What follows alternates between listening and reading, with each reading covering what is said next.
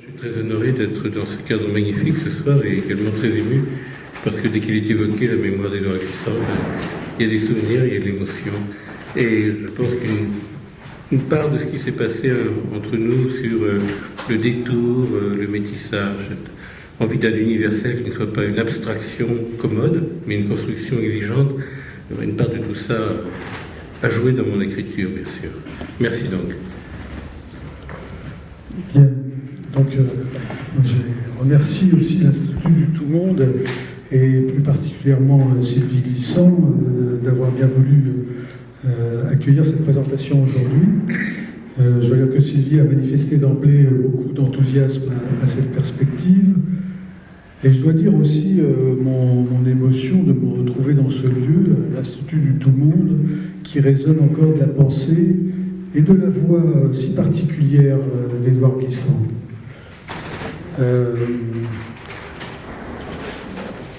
Il y a déjà ce que Sylvie rappelait, ce que Olivier rappelait, c'est qu'il y a quelques années, nous avions eu la chance de partager avec Édouard une après-midi de travail autour de ces conférences.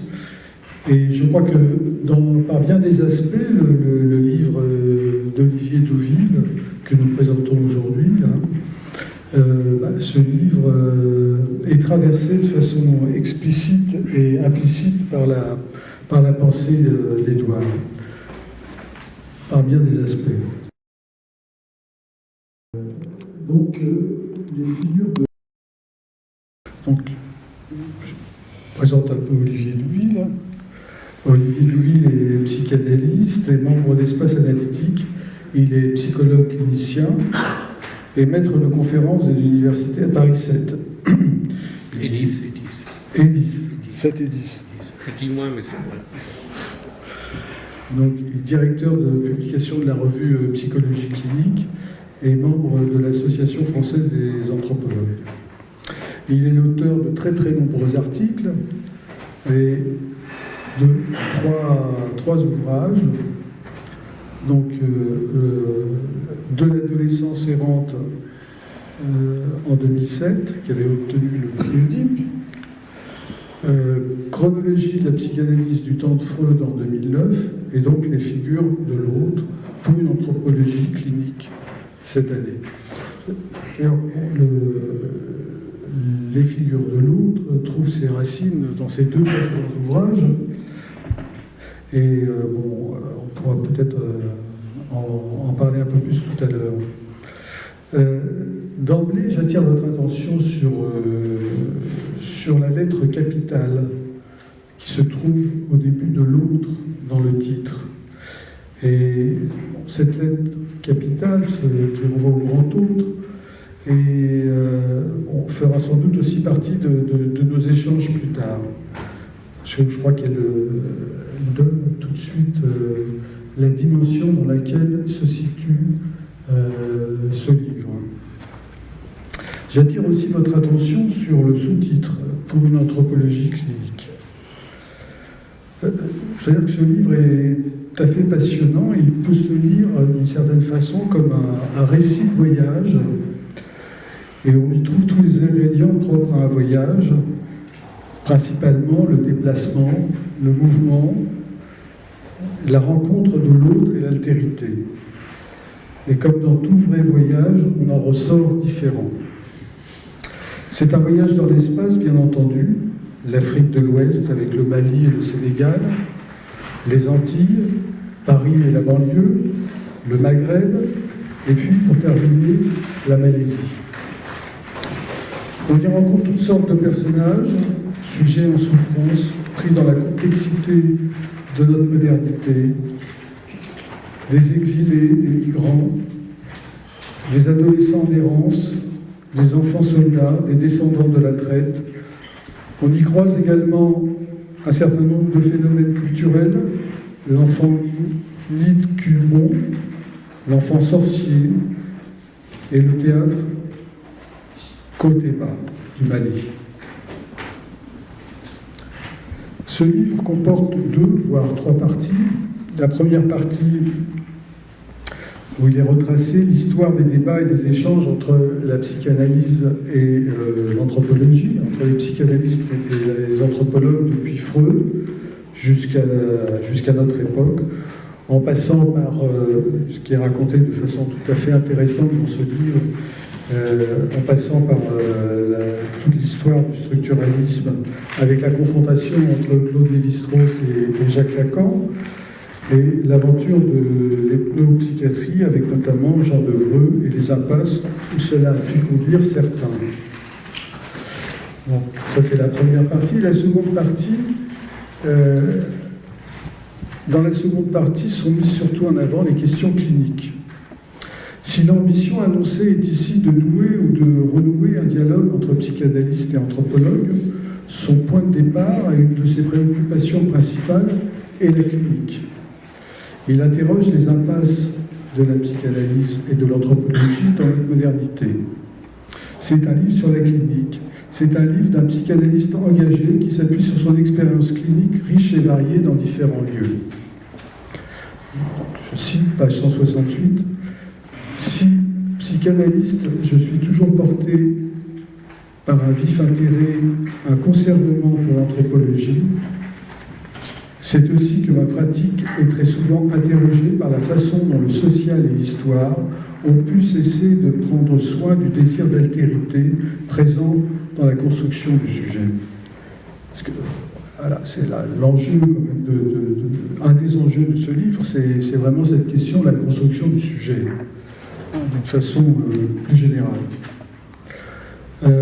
Tout part donc de la clinique pour l'auteur, tout part de la clinique, et d'une clinique spécifique, on pourrait dire, à la psychanalyse, où par exemple la question du symptôme est traitée de façon tout à fait particulière, car le symptôme n'est pas considéré comme quelque chose de négatif, mais comme une construction propre au sujet.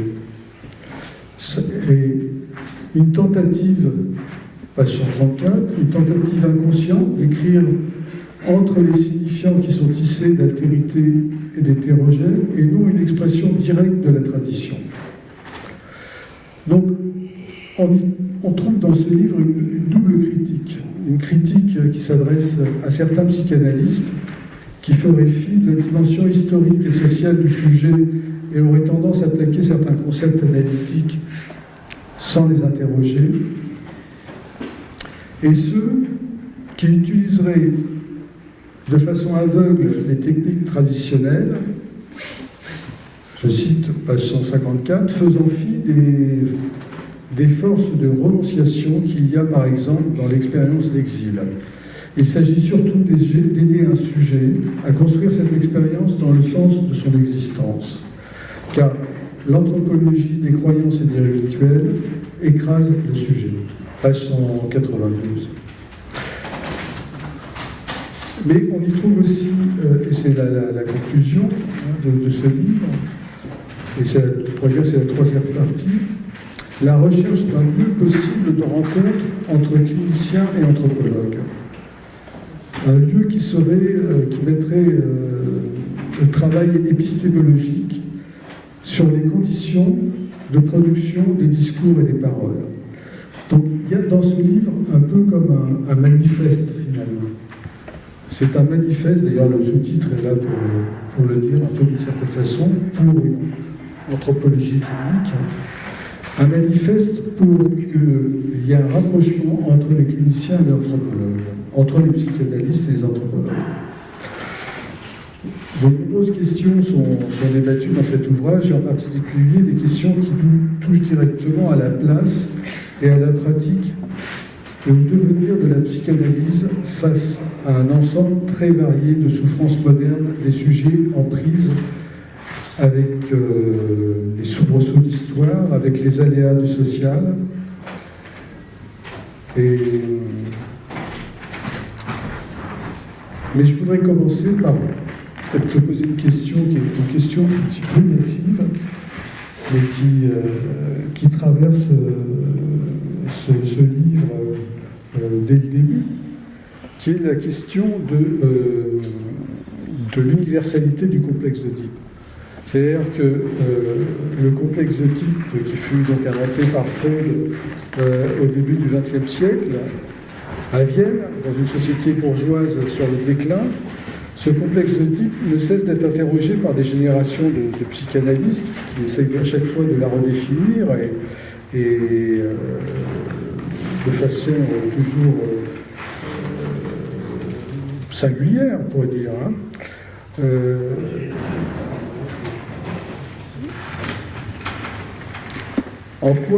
En quoi pourrait-il être universel? Voilà, ce serait ma première question. Et tu as d'autres questions? On verra après. Moi, je préfère que tu dises tes questions parce que comme ça, je préfère un peu de Je préfère travail. On verra après. Alors, d'accord. Bon, écoutez, je veux dire quelque chose de très simple, pour une fois. C'est qu'il est... pourquoi j'écris? C'est sans doute pour avoir des lecteurs. Et ça, ce qui est formidable, c'est quand on rencontre un lecteur. Parce que c'est pas tous les jours. Quelqu'un qui a lu, et qui donc me met en position d'extériorité par rapport à mon livre, et fait de ce livre un objet, limite, je ne sais pas tellement par quel bout de prendre maintenant que tu l'as si bien décortiqué. Alors, pourquoi pas cette espèce de main courante probatoire de la théorie que serait la dite universalité du complexe d'Oedipe, mais avant de répondre à cette question qui vient au bon moment, lorsque tu as dit, avant d'y répondre, je crois qu'il me faut souligner à quel point tu as su lire un axe vertébral de ce livre, un peu sa dynamique. Bon. Et j'ai besoin d'un peu de préalable avant d'aborder cette question. Vis-à-vis de l'anthropologie, les psychanalystes ont toujours eu, c'est bien du reste, c'est assez, ça peut être stimulant, voilà, une question de distance à avoir. Et cette question de distance, je la reprends à un moment d'oubli, c'est-à-dire de coupure par ignorance, de coupure par paresse, entre les anthropologues et les psychanalystes. Il y a une coupure. Voilà. Il y a une coupure dans la mesure où ce qui se fait de neuf en anthropologie, l'anthropologie politique de Ballandier, l'anthropologie du contemporain de Ballandier, Auger, Altap, Selim, Ours, Apsi, Benveniste et d'autres, Gilison, etc., et semble ne pas avoir les vaisseaux comme ça de cette anthropologie du contemporain et de l'anthropologie politique, semble ne pas avoir accosté dans les îlots des psychanalystes qui généralement croient que leur interlocuteur reste Lévi-Strauss. Donc ce n'est pas tout simplement Giesecke. Bon. Et d'autre part, moi je bosse, tu l'as dit, psychologue clinicien. Pourquoi? Parce que c'est comme ça que je suis payé à l'hôpital de Villévrard. Je bosse à Villévrard. Hôpital psychiatrique adulte, recevant au demeurant des gens de plus en plus jeunes, et pourtant adultes, mais 18, 19, 20 ans, il y en a beaucoup. Et cet hôpital est sectorisé, c'est-à-dire que le lieu d'hospitalisation correspond à des structures de soins qui se trouvent dans la ville de Montreuil, qui, et ce n'est pas une parenthèse, est une des grandes villes bambara et maliennes au monde après Bamako, Ségou, Djenné, Bahia, Montreuil, en termes de densité de population. D'autre part, un peu suivant ce qu'a mis en place Emmanueli, disons 15 ans, à Esquirol, enfin Saint-Maurice, c'est le même hosto, et puis Gouffiès à Rouen, puis Muller à Lille, puis Mercure à Sainte-Anne, etc., etc., se mettent en place des équipes mobiles, psychiatrie et précarité. Bon. Je suis impliqué dans une de ces équipes mobiles, de même que j'ai travaillé longuement avec le SAMU social de Paris. Je faisais des maraudes la nuit pour les patients, enfin pour les errants, les fugueurs, les clochards, les exilés, les au bout du rouleau, qui présentaient quand même des problèmes de psychose à ciel ouvert. Et tout ça pour dire quoi?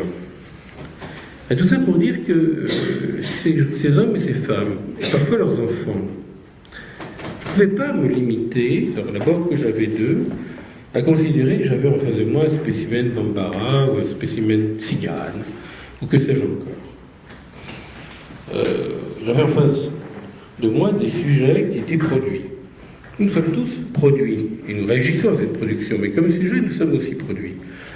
Qui étaient produits non seulement par la culture, mais aussi par l'économique, mais aussi par le politique, et traversés par l'histoire. Et donc, je ne pouvais pas camper ma réflexion dans le précaré d'une ethnopsychiatrie qui considérait, bon an mal an, sans l'annoncer, sans faire mine d'y croire trop, qu'il y aurait de l'inconscient ethnique. Puisque ça, c'est un des piliers de la doctrine, tout à fait formidable du reste, un type qui m'a un peu marqué. J'allais plus aisément écouter Lacan et Lévi-Strauss, mais je le fréquentais, je parle de Devreux. Mais je ne pouvais pas considérer comme ça que j'étais devant un spécimen ethnique qui aurait un inconscient ethnique. De même qu'il m'était difficile de considérer l'exil purement et simplement comme un traumatisme. C'était beaucoup plus compliqué. C'est peut-être un point de départ un peu trop résolu, un peu trop en opposition avec ce que j'apprenais des traitements ethnopsychiatriques de certains patients qui ne comprenaient pas pourquoi à l'hôpital ils étaient considérés, à tort parfois du reste, comme des paranoïaques, comme des schizophrènes, et que dans une consultation d'ethnopsie, on les considérait comme des Bambara, des Soninké ou que sais-je. Bon.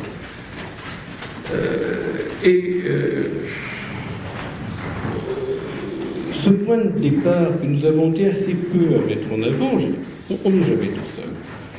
On est tout seul quand je crois qu'on est vraiment tout seul quand on ne pense pas. Il faut arrêter cette maladie déplorative du milieu psychanalytique où tout le monde est tout seul. Ce n'est pas vrai. Bon. On était quelques-uns à penser, il y avait notre copain Banata, il y avait Fethi Ben Slama, Zor Ben Shemsi, Ali Cherki que tu connais bien sûr, que l'histoire de l'exil, il fallait ouvrir une clinique de l'exil qui ne réduisait pas l'exil à un trauma, à une catastrophe.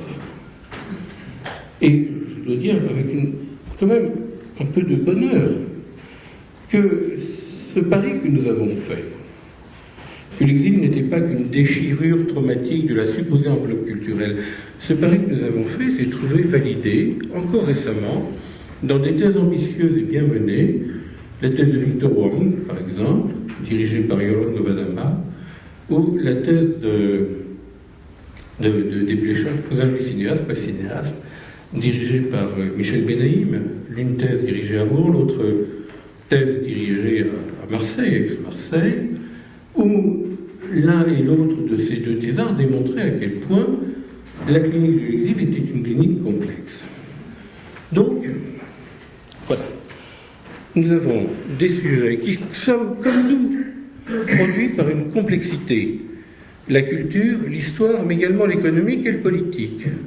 Et peut-être l'adhésion naïve, gourmande, étourdie souvent, à l'ethnopsychiatrie, n'était pas tant que ça l'expression, au demeurant louable, d'une curiosité louable pour l'autre, que l'idée qu'il se trouverait quelques autres qui seraient uniquement déterminés par ce qu'on pourrait appeler le culturel. Façon de nous faire oublier que nous sommes produits par bien autre chose que ce qu'on appelle le récit culturel. Alors, il y a aussi un autre point qui se pose. et qui se pose ici à l'Institut du Tout-Monde avec, je pense, une acuité bienvenue. C'est la question que tu soulèves de l'universalité du complexe d'Oedipe. Je pourrais y répondre en 2 coups de cuir à peau. Dire au fond, les anthropologues et les psychanalystes, ils se sont fait des coucous. Freud a longuement utilisé Fraser, et puis lorsque ça ne lui convenait guère, parce qu'après tout, Fraser déliait, ou ne pensait pas, ou refusait de penser, ça dépend, il faut voir, le Rameau d'or, c'est 3000 pages, il faut mieux les lire, si on parle de Fraser. Mais ne voulait pas penser le lien entre le totem et l'exogamie, c'est Durkheim qu'il pensait. Donc, Freud prend ce qui lui convient chez Fraser, ce qui lui convient chez Robertson Smith, ce qui lui convient chez Durkheim. D'accord. On pourrait penser des choses comme ça. Freud écrit Totem et Tabou, non pas seulement pour intéresser les anthropologues, il le voulait, mais pour prolonger sa métapsychologie. Et puis, au fond, avec Lacan et Lévi-Strauss, d'une certaine façon, la messe est dite. L'Oedipe, c'est le nom de ce qui sépare la nature de la culture.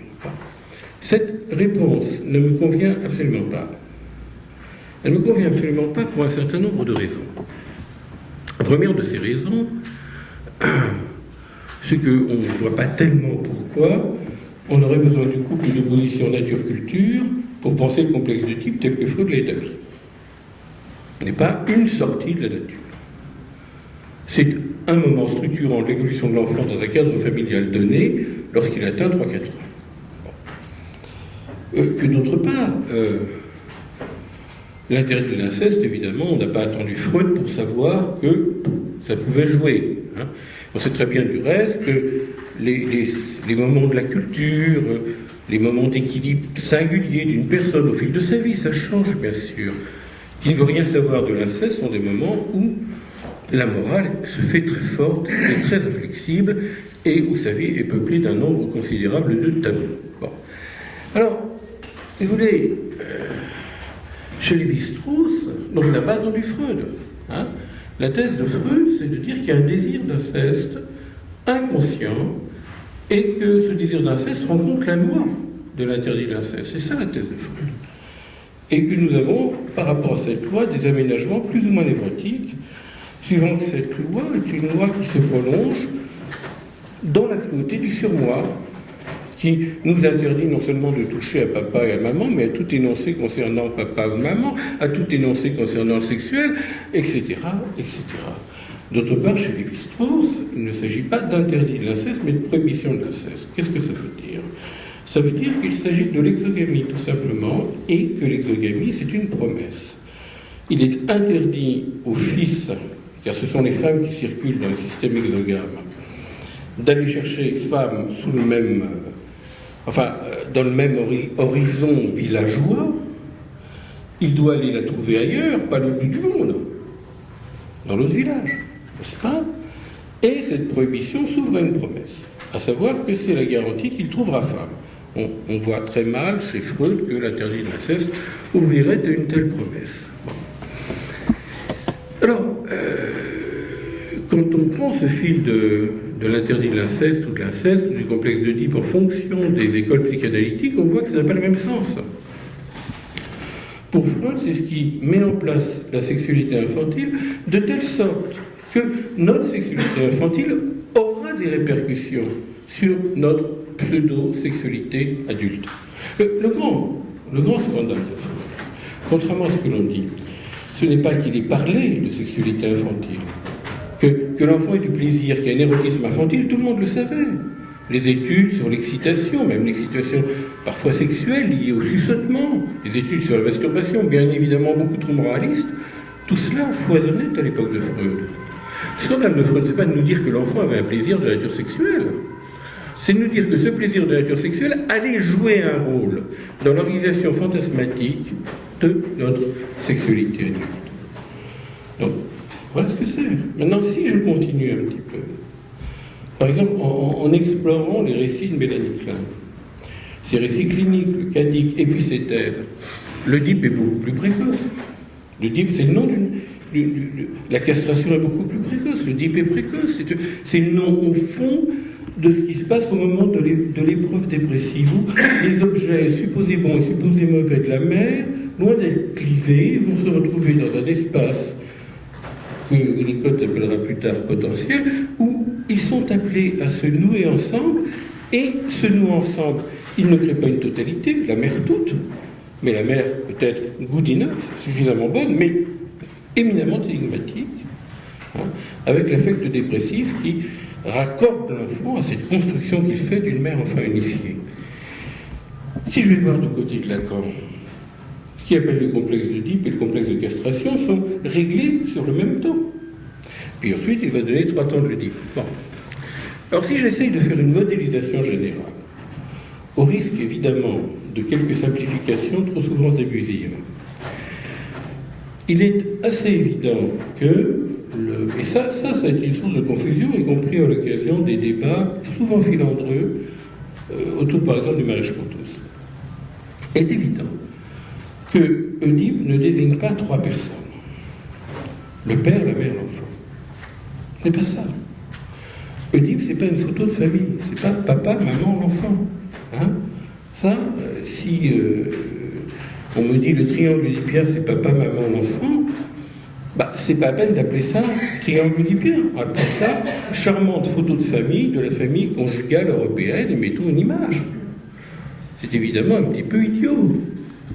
L'Oedipe, c'est le premier corps pour le sujet, c'est-à-dire le corps de la mère dont il doit se détacher, le corps pulsionnel de l'enfant, l'instance de la séparation et la présence de la puissance scindée entre phallus et mort. Voilà, c'est ça l'Oedipe.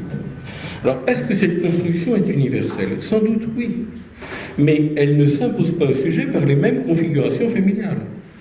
Et nous avons à ce moment-là tout à gagner à nous défaire de l'idée que l'Oedipe se réalise mieux, voire exclusivement, dans tel ou tel type de configuration familiale.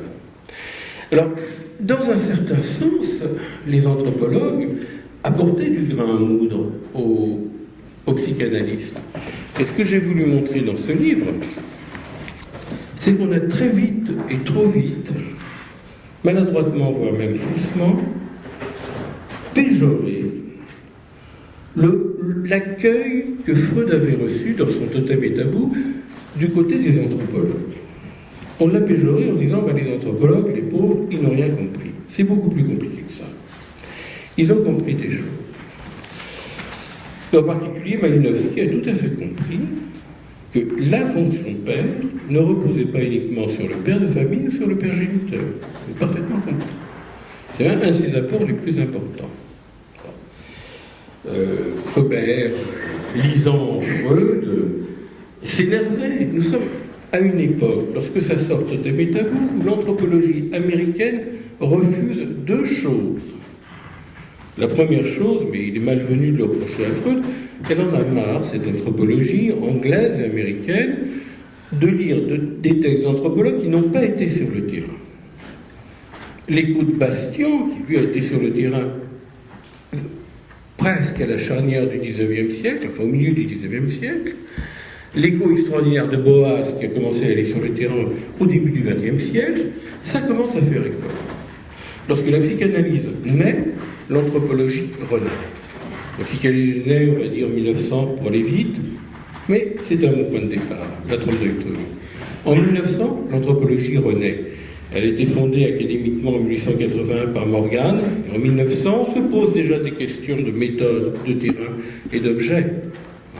Et lorsque sort Totem et Tabou, eh bien, la majeure partie du public lecteur, la palerge, des anthropologues et des anthropologues, refuse absolument l'idée d'un évolutionnisme.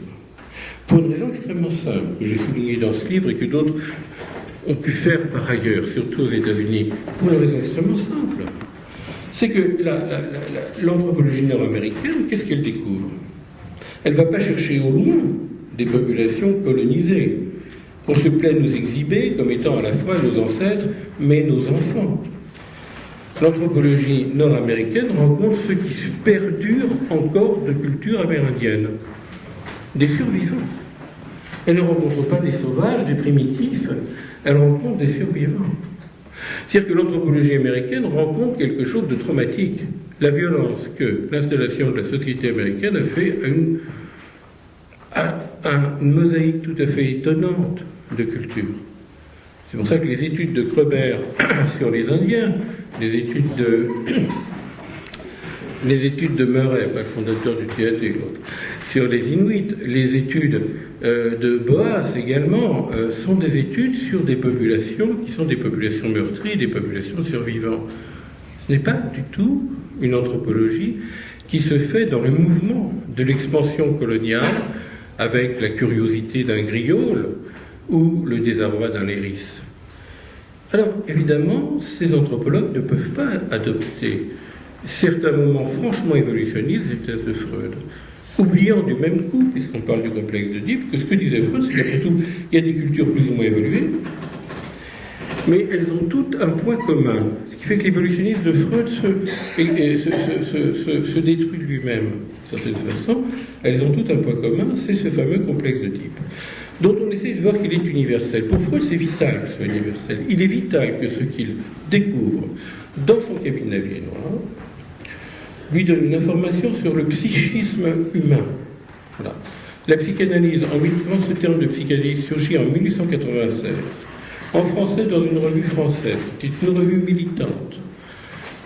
Une revue militante qui refusait les thèses de l'hérédité en psychopathologie. Il faut quand même savoir que c'est dans cette revue, celle de Ballet, que Freud décide, il savait ce que c'était que cette revue.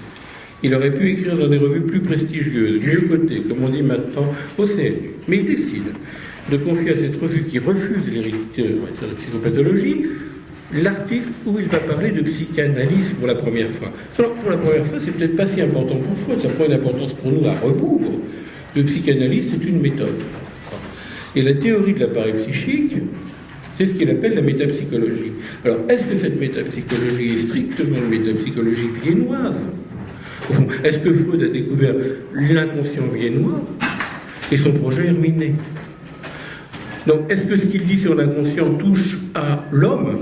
Au fond, est-ce qu'on pourrait raccorder, est-ce qu'on pourrait faire le pont avec la psychanalyse entre les sciences naturelles et les sciences de l'homme, qui est un grand pont, un savant qui est pris dans l'épistémologie allemande comme les Freud naturelles, les sciences de la nature et les sciences de l'esprit, eh bien, ce pont, il va l'opérer par l'anthropologie. C'est pour ça qu'il y a la notion d'universel. Le problème, c'est que l'universel est une catégorie logique.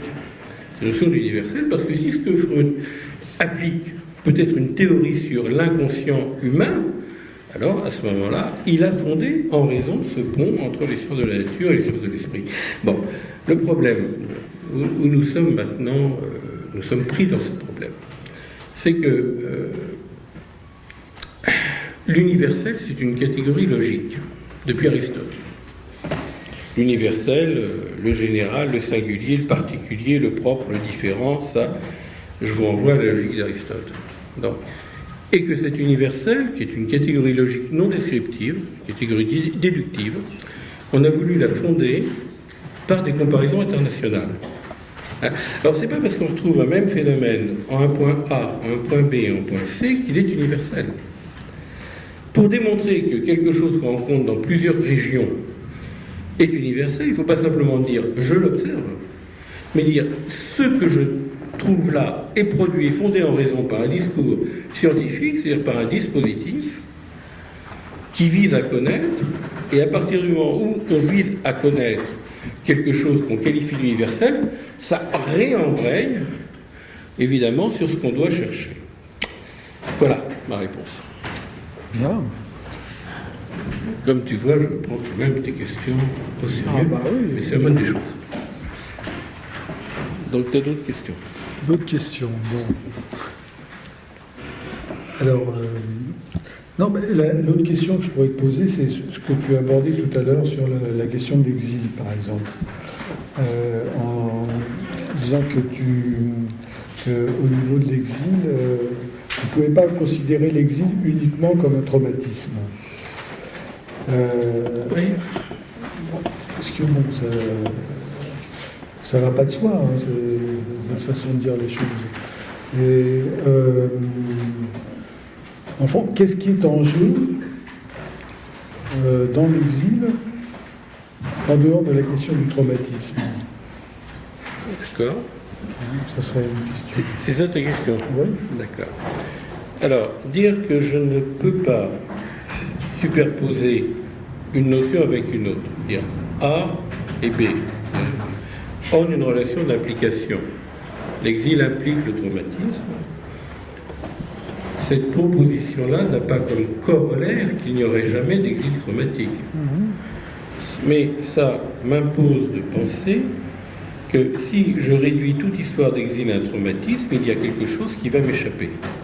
Donc si je suis dans un dispositif qui pose comme a priori de son fonctionnement, mon dispositif, par exemple, la consultation, va se justifier parce que je pense que l'exil est traumatique. À ce moment-là, je ne peux entendre que les facteurs traumatiques. Alors, il y a beaucoup de choses quand même qui sont, à ce moment-là, qui vont trop vite.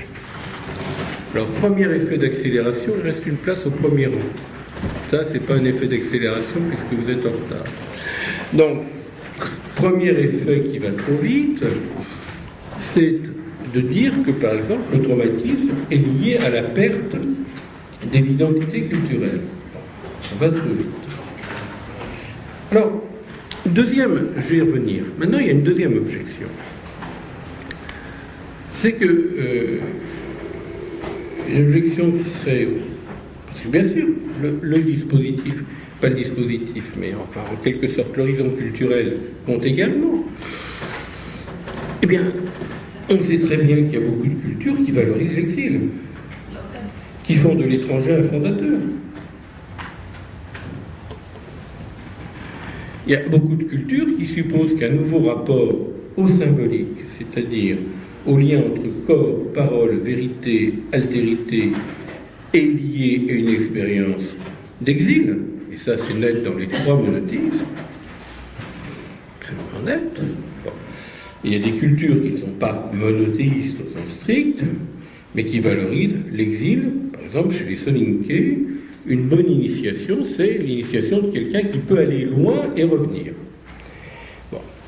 Alors, il y a quand même tout un trésor de la pensée humaine sur l'exil, qui peut nous égarer, parce qu'à ce moment-là, on va le positiver. Un autre point, si on parle tout simplement de migration,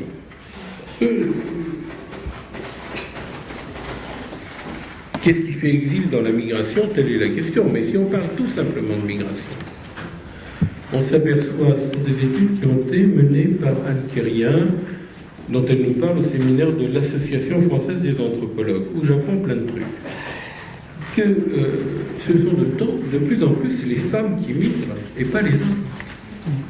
Le ratio homme-femme dans les migrations s'est inversé ces 5 dernières années.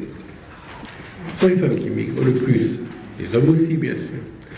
Et pas uniquement pour des raisons économiques ou matérielles, parce qu'elles tiennent à aller dans des endroits où finalement elles peuvent vivre plus aisément des histoires d'amour, elles peuvent vivre plus aisément des histoires de parole. Ce que disait par exemple une femme que j'ai rencontrée quand je faisais un travail d'équipe à la PMI, Protection maternelle infantile, à Saint-Denis, à l'invitation de ma très chère et très regrettée amie Claude Boukopsa, qui nous a quittés il y a 2 ans. Vous voyez arriver une jeune femme africaine, 22 ans, et elle disait que pour elle être en France, il y a une place Pierre Première, que pour elle être en France, c'était quelque chose de formidable, parce que l'enfant qu'elle allait mettre au jour, c'était un enfant qu'elle avait choisi d'avoir, qu'elle avait voulu avoir, et qu'elle voulait garder. Alors, on a quand même assez souvent des hommes, des femmes qui vont passer du temps pour expliquer que l'exil n'est pas nécessairement traumatique. Autant les écouter. Mais évidemment, l'exil est souvent soutenu par un idéal. Donc, la question qui se pose, c'est la question du sort que le sujet peut faire à cet idéal. La communauté qui l'entoure peut faire à cet idéal. La société qui l'entoure peut faire à cet idéal. Autre point. crois, quand même tout à fait important, c'est que il ne faudrait pas sous-estimer, pas pour parler d'assimilation, tout ça, je trouve ça débile, mais il ne faudrait pas sous-estimer ce que pouvait représenter, par exemple, un pays comme la France, pour un certain nombre de gens qui ont quitté leur pays. Qu'est-ce que ça pouvait représenter? C'est pas n'importe quel lieu. C'est un lieu qui, évidemment, à cause de la colonisation, mais était quand même déjà là. Dans les journaux, dans la radio, dans la langue de la rue, dans la culture de la rue. C'est un lieu où quelques ancêtres tués à la guerre de 14-18 sont en train de se reposer dans un cimetière militaire, quand on a pu retrouver les corps, etc., etc. Donc, les histoires humaines sont beaucoup plus compliquées.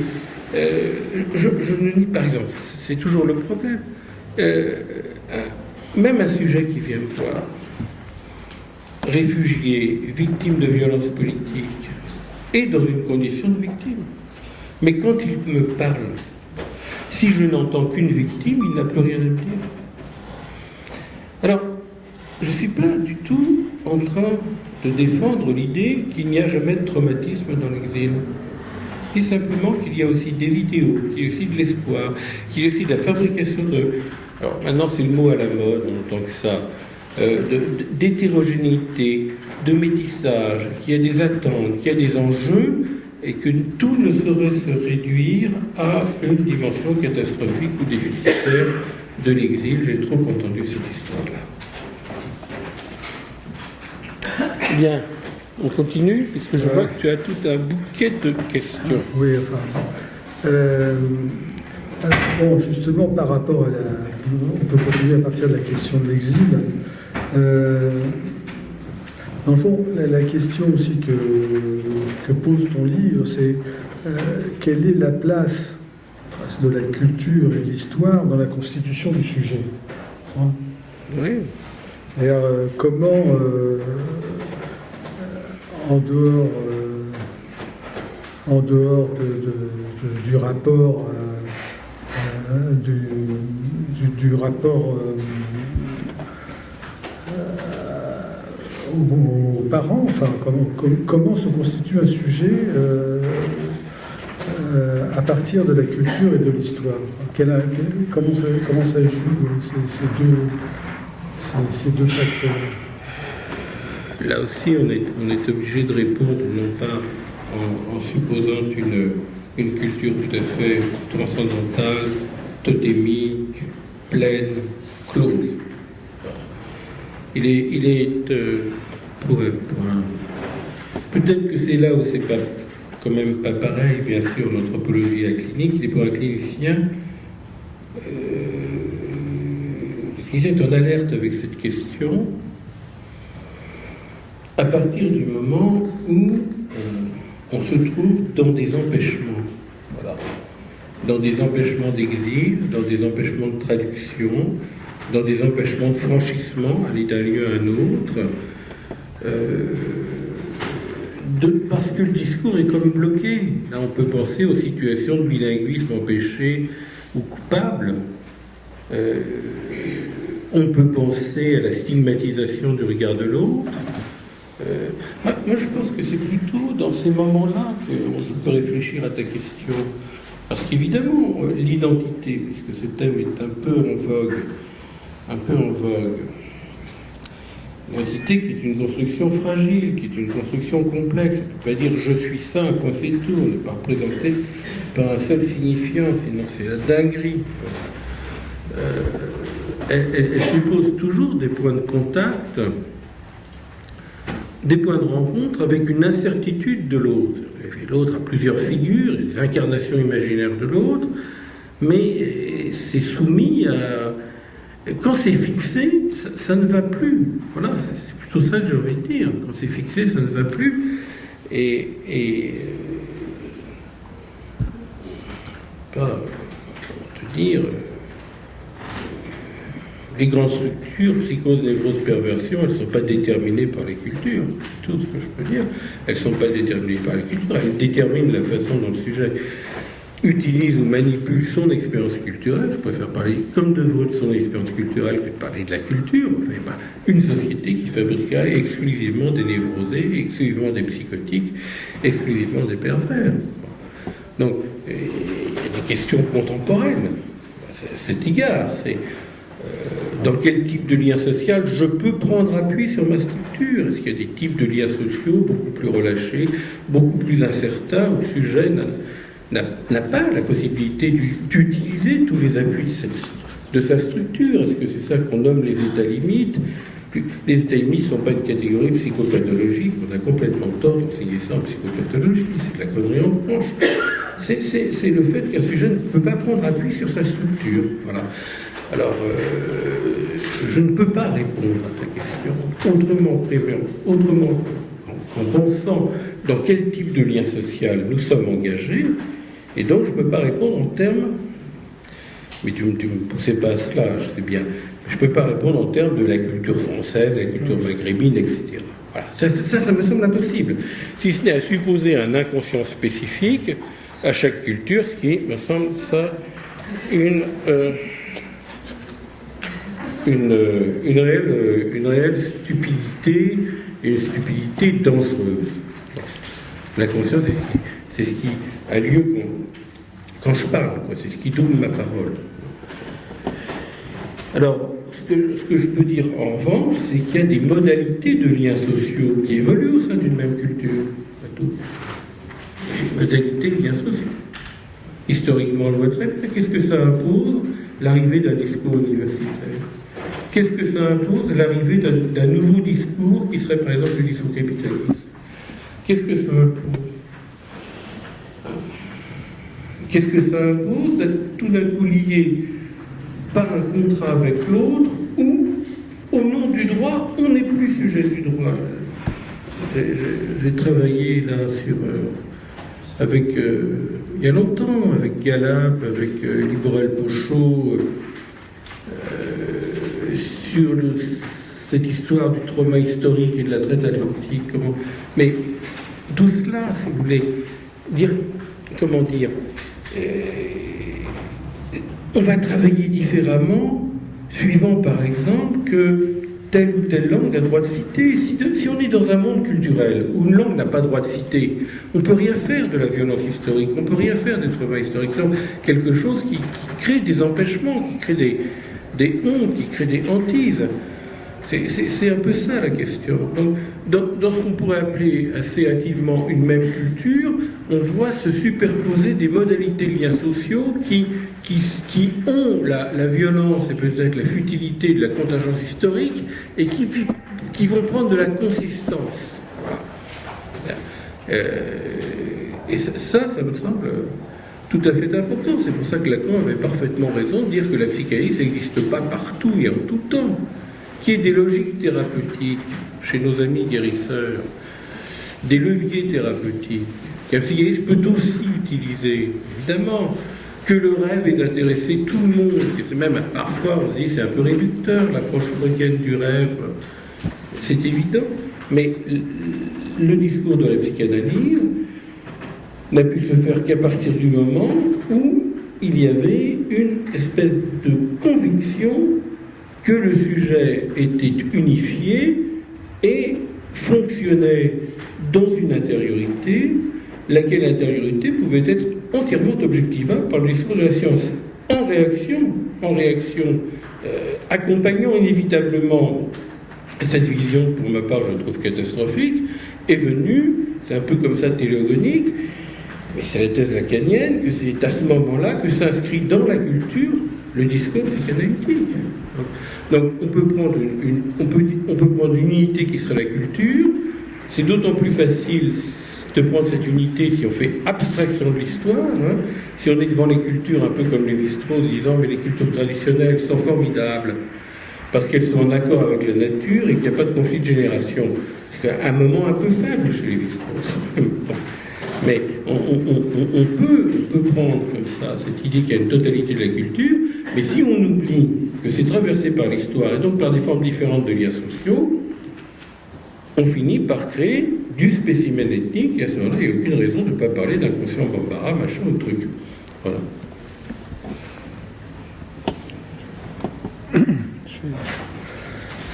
Bien. Je voudrais continuer sur. D'ailleurs, ce qui fait ce qui est tout au début de ton livre, c'est la question du langage. Et dans le titre, ce que je disais tout à l'heure, il y a une capitale au grand autre. Hein, dans le titre, c'est que ça renvoie au grand autre du langage, je suppose. Oui, oui, absolument. Et donc, tu commences ton livre en parlant du texte de Freud sur contribution à l'étude des aphasies. Hein, exact. Donc c'est sur la question du langage que tu commences. Oui.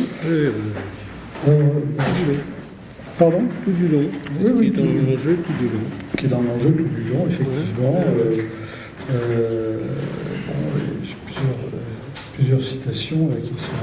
Enfin bon, je ne vais pas les donner là maintenant. Dans le fond, parce que bon, tu parles aussi à un moment donné de la question de l'origine. Et tu dis que, parce que quoi j'adhère complètement, que dans le fond, l'origine, ça reste toujours une énigme. Hein, qu'il n'y a pas une origine absolue à retrouver, un point de départ qui serait à retrouver, à rechercher. Il y a toujours quelque chose d'énigmatique dans l'origine. Est-ce que justement cette énigme, elle n'a pas lieu, elle n'est pas en rapport avec la question du langage? Je ne sais pas si ma question est vraiment claire. Non, c'est pas grave parce que ma réponse sera encore moins. Mais ta question, elle est extrêmement claire. Comment n'y ai-je point pensé plus tôt, dirais-je? Bon, je fais référence à un truc saisissant, hein, sous la plume de Freud. Moi, chaque fois que je lis ça, je suis scotché. C'est dans son texte sur contribution à l'étude des aphasies. Donc je l'ai lu et relu, et puis en parallèle, j'ai lu à peu près tout ce qui s'est écrit à l'époque sur l'aphasie, chez Broca, Wernicke, etc. Donc j'ai passé pas mal à lire tout ça. Bon. Et puis dans le texte de Freud, ce que vous ne trouvez pas chez Broca, chez Wernicke, alors que vous auriez pu le trouver. Freud raconte un rêve, une rêverie. Alors quand je dis alors que vous auriez pu le trouver, ça veut dire quand même que 1890-1900, tous les neurologues se racontaient leur rêve. Hein. Le truc, tu me racontes ton rêve, je raconte ton rêve, c'est un peu intime maintenant, c'est charmant, et c'est très bien. Ah, tu parles d'un de tes rêves d'ailleurs Oui, je parle aussi d'un de mes rêves, oui. Mais tous les neuros, tous les psys se racontaient leurs rêves. Ça, c'était tout à fait. Ils en ont rien fait. Ils en ont rien fait. Ils ont juste essayé de savoir qu'est-ce que c'était que le rêve lucide. C'est-à-dire qu'ils étaient tellement encombrés par l'état, comme ça, d'illusion potentielle du rêve. Je dis ça parce que j'ai Winnicott dans les oreilles, que forcément, ils n'ont pas pu en faire grand-chose. Ils cherchaient le rêve lucide. Alors bon. Mais c'est quoi cette phrase de Freud? C'est un rêve extrêmement simple, très difficile du reste de comprendre en termes de réalisation de désir. Hein. C'est qu'il voit voler devant ses yeux une feuille, et puis la feuille va se plier en deux, les caractères s'effacent, et il entend une voix qui dit « c'en est fait de moi ». Je pense que ce rêve, il va se cicatriser. Avec le rêve de l'injection d'Irma, où là, les caractères tiennent le coup. Hein. C'est comme le métexicam, là, le Fesson de Balthazar, c'est écrit sur le mur. Eh bien, c'est une fantaisie, ce que je dis. C'est même pas dans l'auto-analyse de Freud Parandieu, c'est une pure fantaisie. Bon. Et si Freud nous donnait là une théorie, non pas de l'aphasie, mais de la culture. Alors que la culture, c'est un immense système de consolation, ça sert aussi à ça, de consolation devant une menace, dans le pressentiment d'une catastrophe, que l'humain pourrait être le témoin de la destruction de ses traces. Voilà. Les traces de l'humanité pourraient disparaître à ses propres yeux. Ce n'est pas simplement une vue de l'esprit, parce que ça a bien été un projet politique, que les traces de la population et de la culture juive disparaissent aux yeux de l'humanité. Et je me dis que, à côté de l'universel de l'Oedipe, il y a quelque chose qui est une onde de choc sur toutes les cultures, c'est que dès qu'il se passe dans le monde l'idée qu'il serait souhaitable qu'une culture disparaisse corps et biens et qu'il ne reste plus aucune trace et qu'on effacerait même les traces, on efface même les traces, eh bien, à ce moment-là, ça crée une espèce de maladie du langage partout dans le monde. Et que c'est... Alors, là, je ne suis plus dans la fiction, là, je ne suis plus dans la fantaisie. Et je me pose la question de la culture, non pas seulement comme quelque chose qui dispense des biens, mais qu'est-ce qui, dans nos cultures, résiste à l'effacement de la présence du lien entre l'humain et l'autre. C'est-à-dire ce que j'appellerais la défiguration de l'autre. C'est pour ça que mon titre, c'est un titre de résistance. Il y a des figures de l'autre. Maintenant, ces figures de l'autre, une fois qu'on les touche, évidemment, elles deviennent énigmatiques, elles deviennent abstraites. Dans l'algébrisation, puis dans la topologisation lacanienne, l'autre n'a pas une figure. C'est clair que l'autre n'a pas une figure. Et là, il y a tout le débat Lévinas-Lacan dans lequel je ne vais pas rentrer ce soir. Voilà. Donc,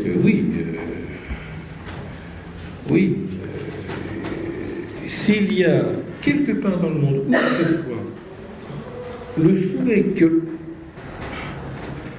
une population, un peuple, vite réduit à des stéréotypes, bien sûr, n'existe plus et qu'on ne soit pas endetté par ce qu'il a pu nous apporter, que l'on oublie complètement qu'on n'ait pu en être l'autre, dans les deux sens du terme, eh bien oui, il y a une maladie du langage. Je pense que pour l'Allemagne nazie, des gens comme Klemperer l'ont parfaitement décrit, cette histoire-là.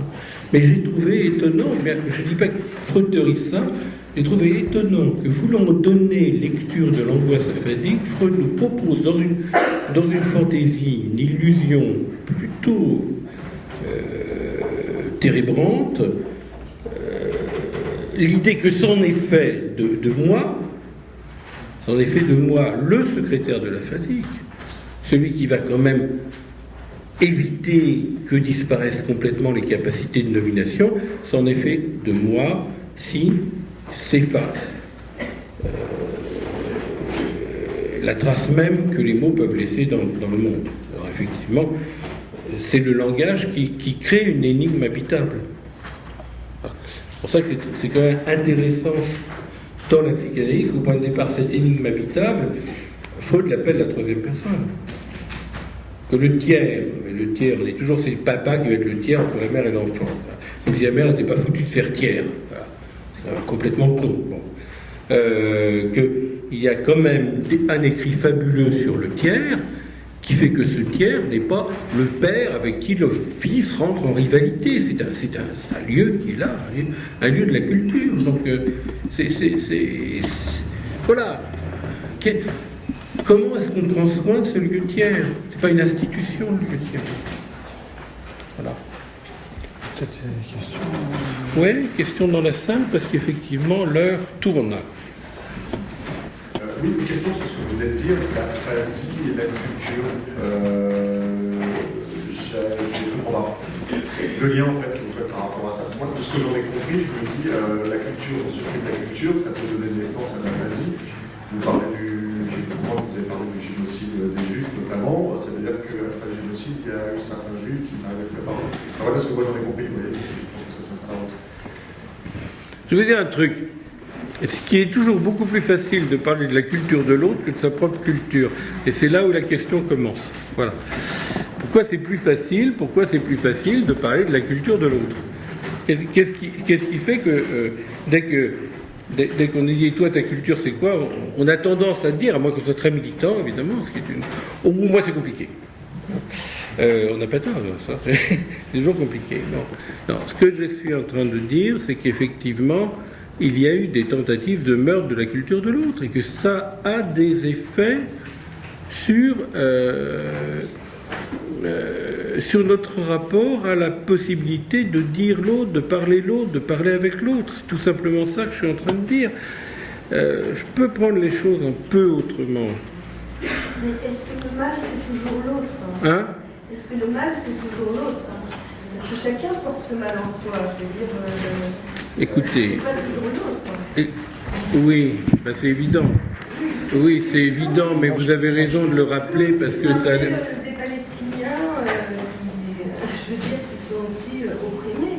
Dire le mal, c'est pas forcément à l'autre. Chacun le porte en soi, je le dis très sérieusement. Si c'est une banalité, moi je ne suis pas pas psychanalyste, mais la réalité du vécu, bon, c'est quand même ce qu'on voit. Le mal n'est pas l'autre, c'est trop facile. Mais je ne vois pas qui a soutenu que le mal c'était l'autre. Là, je ne vois pas dans cette salle qui aurait soutenu de la table ou de la salle que le mal c'était l'autre. D'autre part, Mais c'est quand même. d'autre part, Vous avez parlé de la culture juive. Bon, bah, effectivement, les juifs ont été victimes d'un génocide absolument barbare. Donc, nul n'est à l'abri de le reproduire sur d'autres. Je veux dire, le mal, c'est pas forcément l'autre, excusez-moi. oui, mais écoutez, alors, il y a deux problèmes. Un, bon, vous voulez continuer. Ici, je suis artiste, mais quand même, je regarde le monde, je m'interroge. Oui, bon, le problème quand on parle du mal, c'est qu'on est dans la métaphysique. Bon. Donc, on est complètement dans la métaphysique. Donc, du mal, mais c'est un peu compliqué d'avoir une théorie du mal sans être dans la métaphysique et sans être dans l'herméneutique. C'est un peu compliqué. Je ne suis pas sûr que ce soit l'affaire de la psychanalyse et de l'anthropologie d'avoir une théorie du mal. Maintenant, si on parle des systèmes de domination de l'autre et des systèmes de violence de l'autre, c'est des choses, hélas, très répandues à la surface de la planète, évidemment. Hein? Là, je ne peux pas vous contredire. Bon. Voilà. Oui. Vous évoquez cette clinique de l'exil, mais finalement, et donc d'une personne qui se retrouve privée de sa culture, d'une certaine manière, mais la difficulté ne viendrait pas au contraire d'une personne qui se trouve à la marge entre deux cultures. C'est-à-dire ce qu'on pourrait appeler l'homme des confins, en exil de lui-même, d'une certaine manière. C'est toute la question de l'identité et la construction du sujet en ce sens, c'est-à-dire qu'il n'arrive pas à se réaliser à travers une ressemblance. Oui, vous donnez là une image assez répandue de la plainte qui est je ne peux pas prendre appui sur ma culture. C'est une image assez répandue de la plainte et je ne nie pas que ce soit parfois historiquement le cas. Bon. Bien sûr, bien sûr. Entre deux cultures, j'ai l'impression qu'on est tous entre la culture de notre père et de notre mère. Et ensuite, entre plusieurs cultures. Heureusement, on n'est pas que entre deux cultures. On est entre des espaces multiculturels. Heureusement, il n'y a pas que deux cultures. Mais oui, on est dans une polyphonie. Le monde est aussi, le monde est curieusement à la fois tenté par la globalisation, et dans une polyphonie. Maintenant, ce qui est d'important dans ce que vous dites, qui rejoint peut-être quand même un aspect, même ce terme de mal, puisque le terme de mal, il ne me gêne pas, sauf qu'il comporte le terme de bien, sinon ça ne veut pas dire grand-chose, on se trouve dans quelque chose qui a à voir avec le fait qu'à certains moments, certains sujets, c'est pas qu'ils étaient, bien sûr, ils étaient empêchés de s'exprimer en maître où que ce soit dans leur langue dite maternelle, soit dans la langue de l'autre. C'est ça, c'est qu'il y avait une impossibilité de faire valoir la possibilité d'être structuré par un discours. Ça ne veut pas dire qu'il ne l'était pas. Ça ne veut pas dire qu'il ne l'était pas. C'est là où Glissant nous a amené à comprendre toutes les stratégies de détour, toutes les stratégies de contournement, etc. Et qu'il y a bien évidemment, moi je comprends complètement, je suis en phase avec eux, les anthropologues qui sont devenus, et comment ne le seraient-ils pas devenus, des militants, pour que les cultures qu'ils étudiaient et les cultures dont ils étaient les invités ne disparaissent pas. Bien évidemment. Là c'est vrai. Ce que vous dites, c'est tout à fait vrai. Et je pense que ce que vous dites, c'est un aspect du bouquin dont nous n'avons pas encore eu le loisir de parler, qui est celui de l'exilé soupçonné. Ça me semble tout à fait important. L'exilé soupçonné, celui qui est en faute de parler sa langue, etc. Ça me semble effectivement tout à fait important. Parce que là, à ce moment-là, c'est aussi le corps qui fout le camp. Et ça, on a bien vu ça dans notre pratique. On a bien vu ça, on a bien vu ces hommes qui n'avaient comme argument dans leur exil que d'être des ouvriers exemplaires. Voilà, c'était leur argument. Ils tenaient comme ça. Ils tenaient comme ça parce qu'ils avaient été mis à cette place. Par les structures de production capitalistes, ils tenaient comme ça. Et quand leur corps ne pouvait plus répondre présent, eh bien, l'accident du travail se terminait, la plupart du temps, au destin traumatique qu'on appelle les sinistroses, qui fait qu'après un certain nombre de stages à la médecine du travail, on les voyait arriver en hôpital psychiatrique.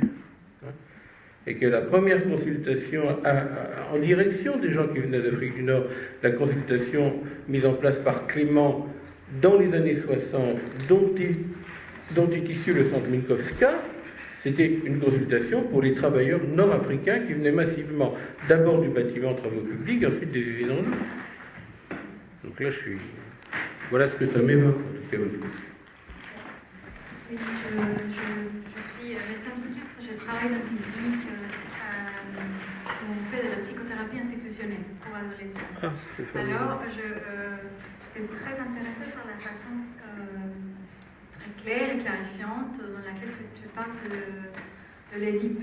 Peut-être par association, je dis que le père n'est pas une institution. Et donc, je me suis mis à penser à l'institution de soins en tant que tiers. À la façon comme, effectivement, quand on fait de la psychothérapie institutionnelle, tu sais bien, on travaille en équipe et il y a une polyphonie qui met les patients en rapport à un autre, et effectivement, qui n'est pas ni le père ni la mère. Et donc, bon, j'associais comme ça et je me demandais si peut-être tu avais des choses à dire là-dessus. Enfin, entre ces rapports entre l'institution en tant que tiers et cette fonction de père qui n'est pas forcément le père en tant que... Oui, c'est un peu... Merci. Oui, c'est un peu là-dessus que se termine le bouquin, donc c'est bien d'en parler maintenant. La psychothérapie institutionnelle, c'est quelque chose qui actuellement est un peu dans la commotion de la mort de Jean-Louis.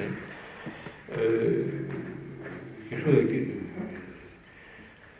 moi je suis profondément attaché à cette idée qu'un lieu d'hospitalisation, c'est un lieu de culture, que le collectif a des fonctions soignantes, qu'il y a des fonctions à l'hôpital qui sont des fonctions où les patients peuvent avoir des responsabilités, que même la topologie de l'hôpital est pensée comme ça.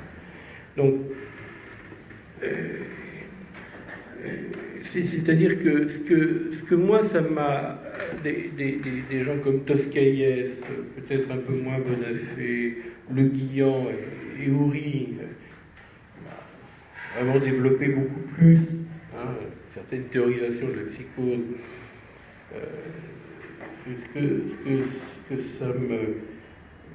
Ce qui me plaît là-dedans, c'est que il est reconnu une compétence de la psychose à faire du lien. Voilà. Il n'y a pas un modèle complètement déficitaire de la psychose. Les asiles sont des lieux de réclusion abominables, ce qui est vrai. Donc, supprimons-les et mettons les patients dehors. Mais dehors, c'était quoi? On n'y avait pas pensé. Il y avait des sujets qui n'avaient plus point d'attache et qui erraient comme ça. Ils venaient se faire hospitaliser en France. Et qui venaient se faire hospitaliser en France, parce que quand même, pour eux, l'hôpital, c'était un lieu, c'était pas un non-lieu. Bon.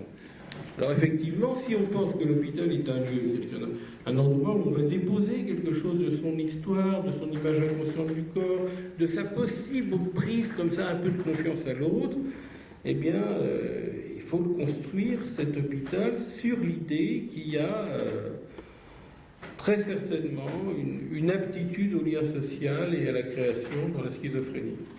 Et ça c'est un point qui ne sort pas directement du discours médical. C'est un point qui sort du discours poétique, parce que Saint-Alban, il y avait quand même Éluard et quelques autres poètes. C'est sur de la guerre aussi. Qui sort du politique et qui sort de la guerre. Hein. Et qui sort de la guerre, qui sort de ce constat qu'on a étonné plus d'un de la résistance de la psychose à la destructivité de l'événement, de la contingence historique. Donc, oui, on ne peut pas penser, moi je crois qu'il n'y a pas de pensée de l'institution qui serait viable si on ne se réfère pas à ce que nous ont appris les institutions de la psychothérapie institutionnelle. Ça c'est clair. Et ça c'est un moment qui a marqué différemment l'histoire de la psychanalyse.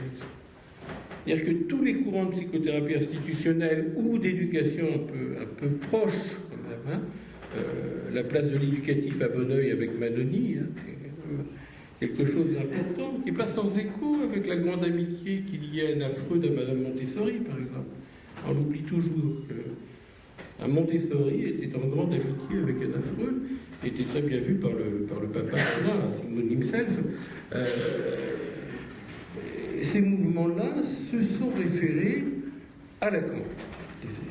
Hein, alors que dans d'autres écoles, on était plutôt soucieux de fabriquer le bon psychanalyste de cabinet. Hein. Toutes ces tensions, du reste, sont très nettes dans les textes de Green, on voit de temps en temps qui fait la police. Un psychanalyste, c'est ça. Et puis de temps à autre, par exemple, il prend la défense de Winnicott en 1975, on dit mais Winnicott, il a raison de bouger le cadre, parce qu'il faut le faire bouger le cadre. Donc là, vous avez des tensions absolument extraordinaires. Il faudrait qu'on vous enseigne Green, pour les étudiants qui sont là, non pas comme une parole décisive et close, mais comme une parole perpétuellement en tension. C'est beaucoup plus intéressant. Voilà. Donc, et en même temps, les références doctrinales d'Oury, c'est bien autre chose que Lacan. C'était Guattari.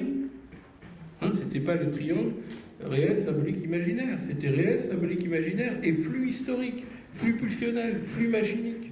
C'était un quadripode, c'était pas un tripode. Voilà. Donc là, il y a des choses à réouvrir. Bon, un vaste chantier.